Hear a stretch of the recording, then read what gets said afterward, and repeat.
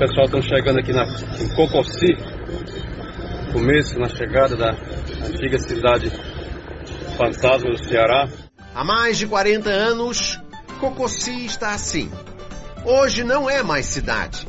É só distrito de outro município a mais de 60 quilômetros. Valeu, pessoal. Aí foi mais um dos nossos vídeos e mostrando para você como a riqueza, a imponência um dia também chega ao fim. Cocossi, uma cidade fantasma. Curte, compartilha nosso vídeo.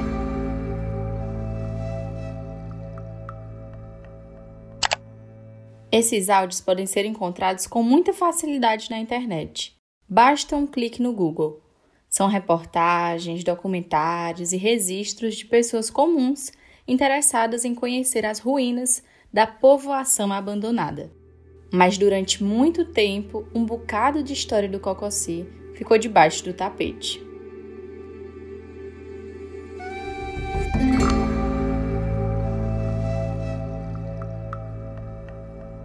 O começo da minha história com o Cocossi tem data autenticada, dia 8 de agosto de 1996. Naquele dia, meu avô Martins foi resolver a primeira burocracia na vida de uma pessoa, me colocar como gente no mundo. Tá lá no meu registro de nascimento, oficial do cartório do Registro Civil de Cocossi. Desde então, carrego esse nome nos meus documentos pessoais. E sempre que me perguntavam com curiosidade sobre o lugar, eu não fazia ideia de como explicar. Um lugar que virou cidade e depois deixou de ser, algo bem inusitado. Era como uma história de ninar que minha mãe contava de noite. Um conto sobre a cidade que ensaiou sumir do mapa.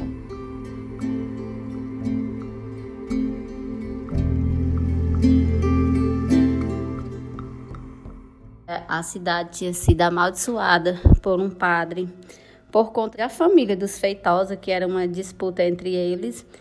E aí o padre havia amaldiçoado. E esse Feitosa, ele faleceu. E segundo o que o pessoal falava, era que ele tinha virado uma serpente. E no túmulo dele sempre precisavam amarrar de correntes e sempre passar cimento, vigas de ferro, porque estouravam.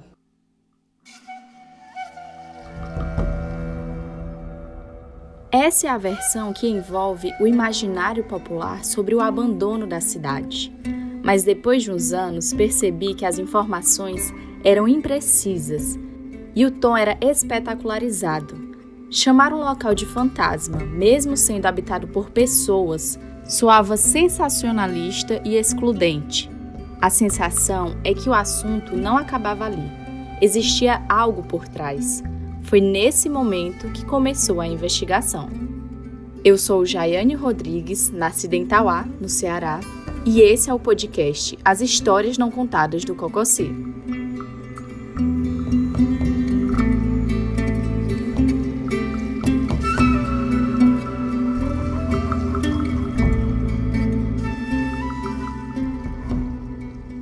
22 de maio de 1970. O jornal mais antigo em circulação da América Latina, o Diário de Pernambuco, noticiava a alta de desemprego que atingia a população rural e a breve chuva do mês de abril. No sudoeste do estado vizinho, no Ceará, um acontecimento digno de capa de jornal passou despercebido pela imprensa nordestina. Do exposto, conclui-se: o município de Cocossi é uma ficção jurídico-administrativa. Tudo nele é simulação. A maioria da Câmara, se não mesmo a sua totalidade, é constituída da família Feitosa, e entre eles, 2 sobrinhos do prefeito. Essa ordem que você escutou foi publicada no Diário Oficial da União no dia 22 de maio de 1970. Para o ministro relator, não havia dúvidas. Cocossi era uma farsa. Ela anoiteceu como cidade e amanheceu como distrito. Localizada no semiárido brasileiro, Cocossi fica no sertão do Ceará, no sudoeste do estado, a cerca de 450 quilômetros de Fortaleza. Saindo de Tauá, onde nasci, ou Parambu, que são as cidades mais próximas, é preciso encarar uns 40 quilômetros de estrada de pissarra. E só há 2 jeitos: transporte próprio ou pau de arara.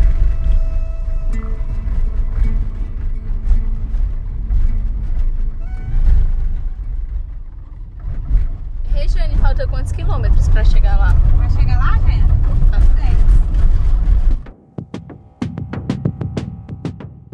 A história sobre o surgimento do Cocossi acompanha a colonização do sertão dos Inhamuns com a chegada de dois irmãos, Lourenço Alves Feitosa e Francisco Alves Feitosa.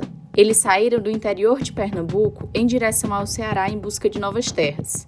No ano de 1707, eles receberam 28 concessões da corte portuguesa, conhecidas como Sesmarias. Os irmãos foram povoar, mas essas terras não estavam abandonadas. Por lá já viviam os indígenas Jucás, e assim como em outros territórios brasileiros, os povos nativos tiveram seu modo de vida violentamente silenciado. Foram conflitos consecutivos e sangrentos. O povoado foi fundado em meados de 1710. Cerca de 160 anos depois, para ser mais precisa, em 28 de setembro de 1869, se tornou distrito, pertencente ao município de Arneróis, que fica a 48 quilômetros do Cocossi.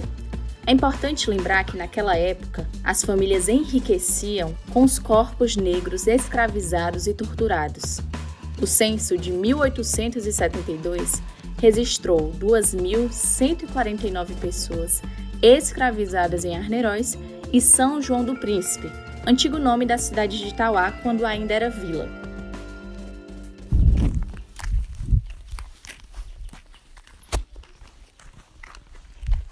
Essa era a minha primeira vez no Cocossi, depois de muito tempo. A última tinha sido aos 2 anos de idade. Regiane foi a minha guia nessa visita. Você ainda vai escutar ela por aqui. Guarde esse nome. Boa tarde. Para ir para Cocossi continua direto? Só pegar a estrada de chão e ir direto, é? Tem alguma placa indicando para entrar? Mais adiante tem, né? Agora peço para você imaginar uma estrada bem comprida, de mata fechada e com um chão de terra batida. No trajeto, umas casas perdidas no caminho e um bocado de gado e bode circulando entre uma cerca e outra. O lugar é quente, a temperatura chega fácil a uns 35 graus e a sensação térmica alcança uns 40. A vegetação é típica da Caatinga, faveleira, palma, cactos e pés de juazeiro se camuflam na cor cinza, numa tentativa de reter água durante o período de estiagem. Um pouquinho antes do início da sede do Cocossi, tem uma curva. Essa estrada dá acesso ao Campo Santo do distrito, o cemitério. Eu e Regiane decidimos fazer uma parada. É um lugar rodeado por um muro de alvenaria de mais ou menos 1,5 metro. É pintado de branco e tem um portão pequeno de grade. Ironicamente, parece ser o local mais povoado do Cocossi. O portão do cemitério fica aberto? Não, não fica não. Fica não, gente. Minha avó paterna está enterrada lá, mas só consegui identificar a sepultura tempos depois. Como é o nome? Quem é que você disse que é enterrado seu aqui? Aureni. Enquanto procurava o túmulo da minha avó, Regiane me chamou. Ela queria me mostrar algo. Aqui, eles dizem que aqui era uma casinha, igual aquela ali, ó. Como se fosse uma capelinha. Exatamente. Aí tinha o túmulozinho dentro, só que toda vida que fechavam, ela apocava em cima. Finalmente estava olhando de perto a história que minha mãe contava. Você também escutou no começo desse episódio. Ela descreveu a lenda do túmulo que sempre quebrava porque saíam serpentes lá de dentro. Aí eles fizeram isso aqui, ó. De mármore. Sim. Aí tinha um crucifixozinho desses aqui, ó. Aqui em cima. Só que ele quebrou. E você tá vendo também, ó, que não tá quebrada também? Não. Tá, já tá coberta com outra coisa. Aqui no canto, ó. Então não tem jeito, sempre quebra. parece. Eu não sei se é alguém que quebra, mas segundo lendas, não é.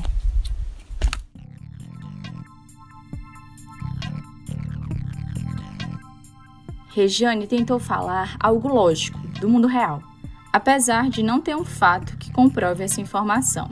Às vezes, ter uma explicação racional espanta o medo, até porque já estava anoitecendo.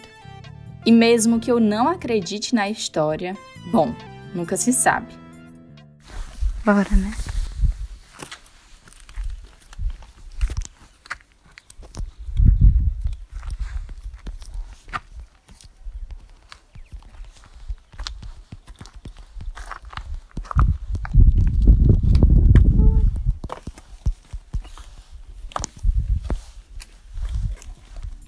Tá, então vamos voltar para a estrada. Ah, mas se você não quiser fazer uma visita ao cemitério, basta seguir direto. Finalmente chegamos na entrada.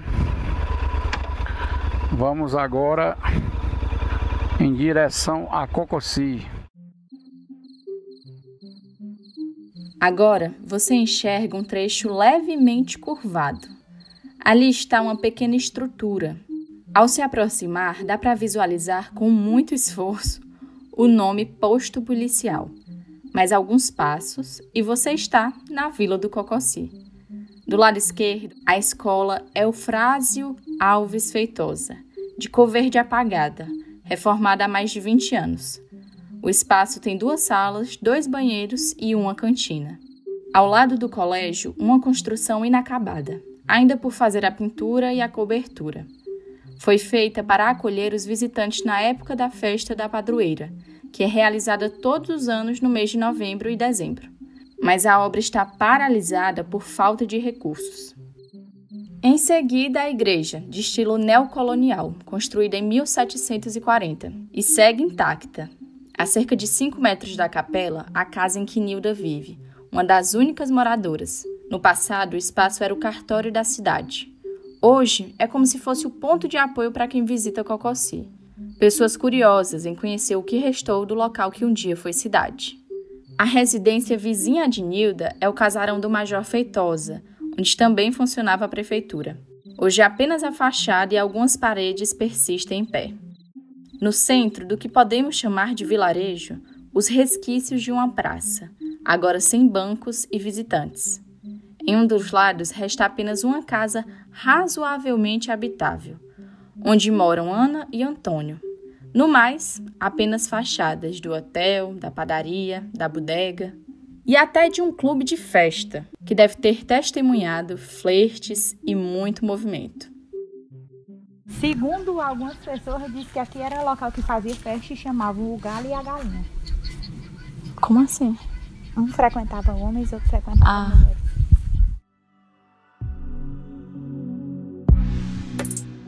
Dá para perceber que esses imóveis eram de alvenaria, mas depois de tantos anos sem manutenção, são sobras de paredes e tijolos. Respirando por aparelhos, somente 2 casas estão em pé. A que Nilda vive e a que Ana e seu Antônio moram.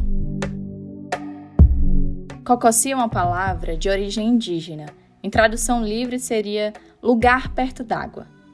Do alto da igreja do distrito, você consegue ter essa visão. E o rio ali? O rio Jucá? É. Tá aí. Tá vendo esses verdes aí? Tá vendo aquela parte ali que tem tipo um limpo? Sim. Bem ali logo você já desce pro rio. Regiane estava apontando para o Jucá, que fica logo abaixo do morro.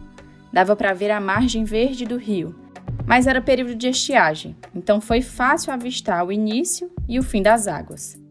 Estar localizado à beira do rio trazia segurança para os moradores. Na virada do século XIX para o XX, os cearenses enfrentaram 3 grandes secas e, para piorar, a falta de políticas públicas dificultava o acesso à água. Em muitas regiões, o Estado criou campos de concentração para confinar aqueles que sentiam fome e sede. É isso mesmo que você ouviu, campo de concentração. Mas isso é papo para outro podcast. Ok, antes eu te disse que em 1869, Cocossi se tornou distrito.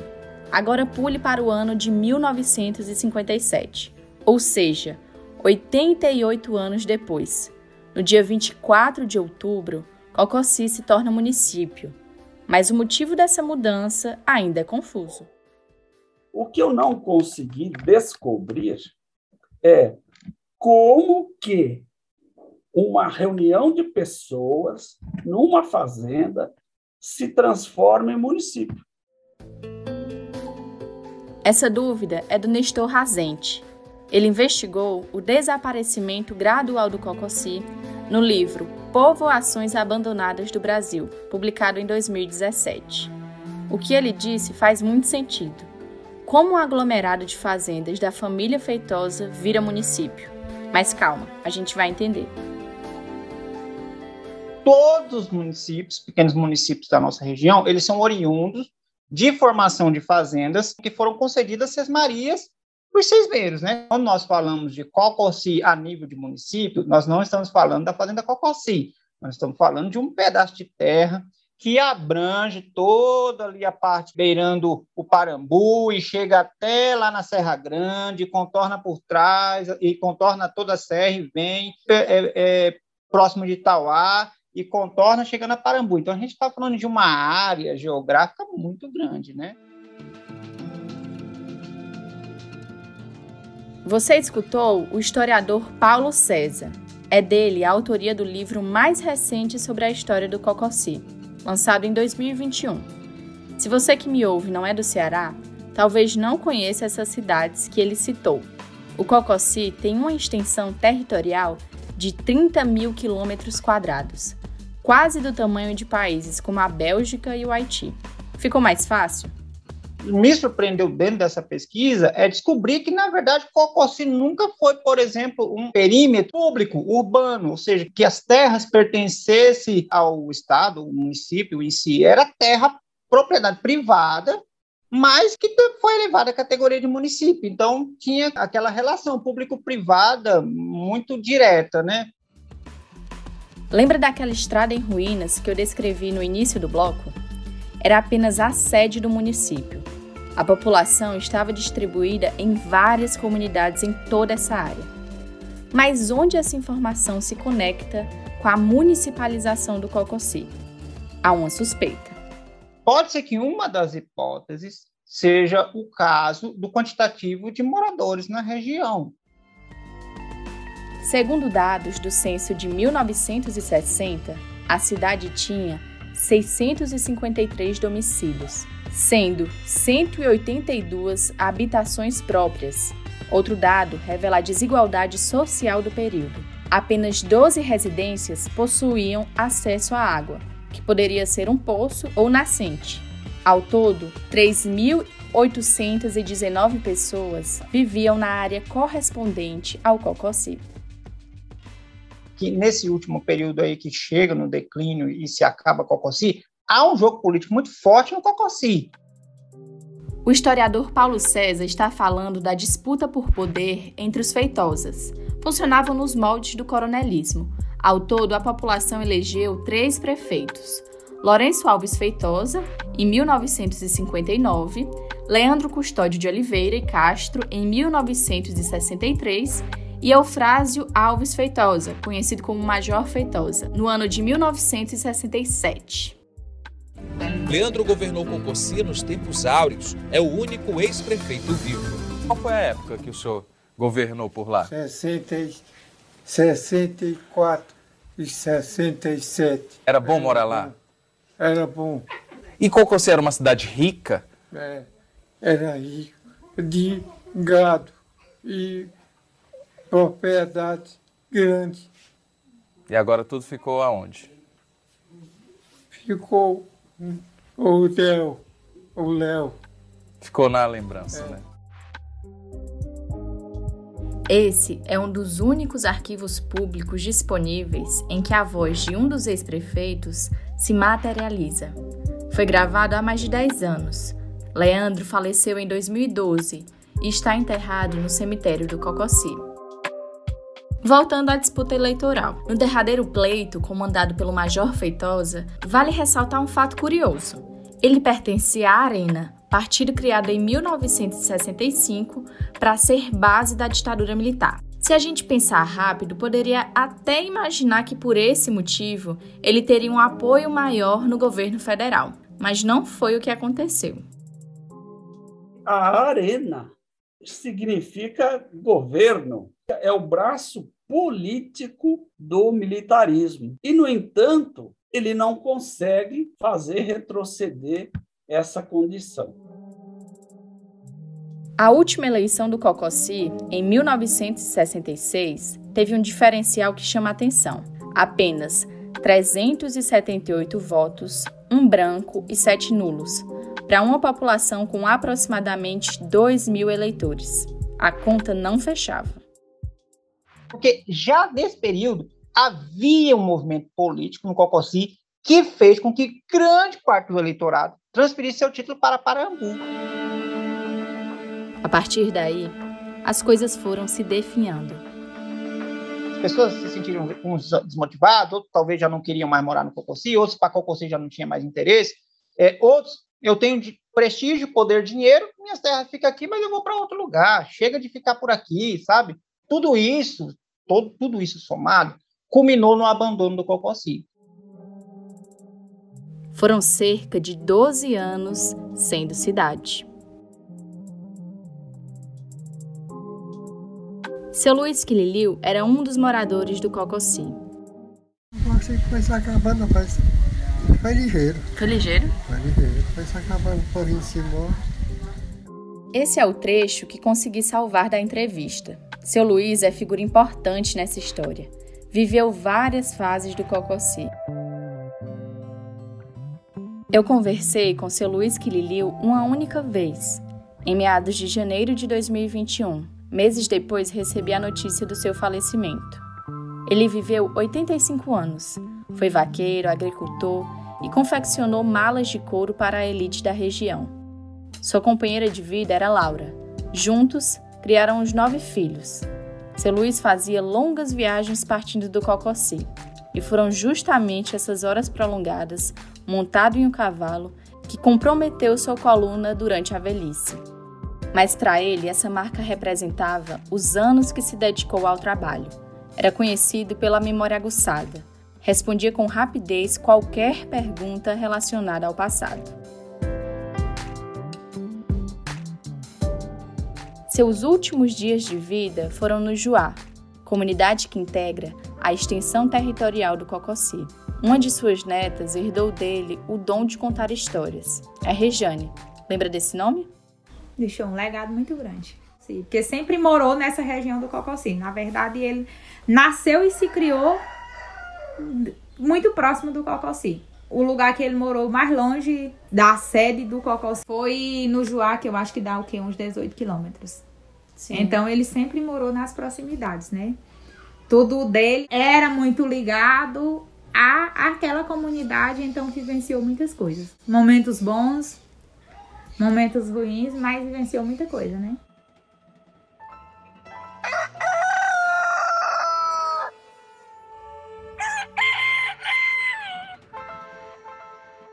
A sede do município do Cocossi foi para a seara do esquecimento pelo poder público. Em paralelo, as comunidades que integram a área territorial se desenvolveram e criaram suas próprias particularidades. Mundo Novo é uma delas. É um assentamento da reforma agrária que foi desabitado em 1988 e fica a 8 quilômetros da vila do Cocossi. Hoje, são 33 famílias assentadas. No início do assentamento, a gente não morava aqui. Veio os outros tios nossos, morar aqui. Porque como a gente morava aqui era distante, e aí nós viemos pra cá pra ficar mais próximo do restante da família. Esses pés, mas não sabe de quem era? Não. Pois era do finado Major. Major Feitosa, isso aqui era dele. Isso aqui tudo era dele. Até aqui onde você... Até aqui. Esse de Mundo Novo. Essas mangueiras aí era do pessoal do Major Feitosa aí. Tem até um lugar que era as casas, né? Mas só que tem a marca, não tem mais a casa. Socorro é filha de seu Luiz Quililiu. E além dela, tem mais 8 irmãos. Ela estava contando a história de um pé de manga centenário do Mundo Novo. Ela e os 4 filhos, Jane, Taércio, Natanael e Rejane, vieram morar no assentamento no início dos anos 2000. Essa outra voz que você escuta ao fundo é de Jane. Mãe, no dia que a Adenor passou naquela casinha que nós morávamos, de João Pedro, aí ele mostrou onde era a outra casinha. E ele morava aqui na época, eles andavam pra cá, né? Socorro decidiu se mudar para Mundo Novo depois da morte do marido. Ele foi assassinado no final da década de 90 na sede do Cocossi. Com 4 filhos para criar sozinha, ela se virou em 1000 e fez o que pôde. Hoje, cada filho mora em terrenos vizinhos ao lado dela. Quer dizer, menos Rejane, que mora em Tauá. Eles vivem da agricultura familiar, criam gado, galinha, bode e porco. A mãe de um bezerro, eu era bem pequenininho, já correu atrás dele, só tinha 4 anos. Ele tinha 4 anos. Olha, que pequenininho. O que é que vocês mais gostam no Mundo Novo? Eu gosto de brincar, jogar bola, tomar banho na caixa, tambor, e só. E aqui na casa do seu avó Socorro? Tomar banho na caixa, ajeitar os bichos, brincar muito com a Laura, andar na motinha e matar passarinho. Oi, meu nome é José Rodolfo Pereira de Castro, eu moro no Mundo Novo. E tem quantos anos? 6. Ah, e a irmã de Rodolfo também. Meu nome é Lohane, eu moro no Mundo Novo e tenho 9 anos. E se vocês tivessem que apresentar o Mundo Novo para alguém e a pessoa não conhece, como é que vocês iam falar que era o Mundo Novo? Mundo Novo é uma cidade legal, que mora muita gente e também que tem muita água. Eu gosto de brincar, gosto de ver os passarinhos que passam, passam muito. Gosto de ir na cachoeira, tomar banho na caixa, gosto de um monte de coisa. E se falassem pra vocês que vocês iam ter que ir embora do Mundo Novo, e aí, o que é que ia acontecer? Nós não ia não. Eu não ia não, né? A sede do Cocossi está desaparecendo, mas a memória das pessoas que reinventam e constroem novas relações com esses espaços parecem ser o único lugar onde essa história permanece.